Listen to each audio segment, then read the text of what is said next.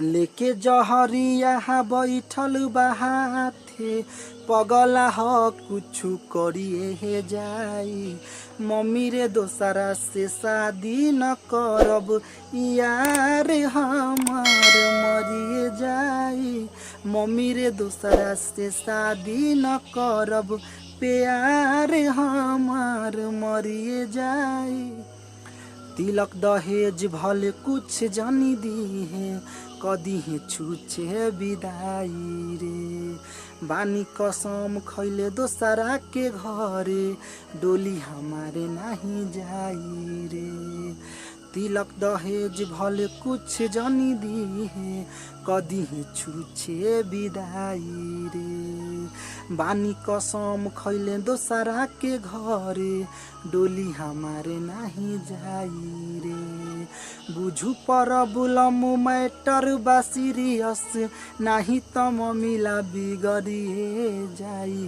Mummy रे दोसरा से शादी न करब मजनुआ हमारे मरिए जाई। मम्मी रे दोसरा से शादी न करब प्यार हमार मरिए जाई। प्यार खातिर अपना हाजी अब भामरब कौनो मुसीबत से लड़ब रे। पंकज के हम नहीं बनब दुल्हनिया धोखा विवेक से न करब रे। प्यार खातिर अपना हाजी अब भामरब कौनो मुसीबत से लड़ब रे।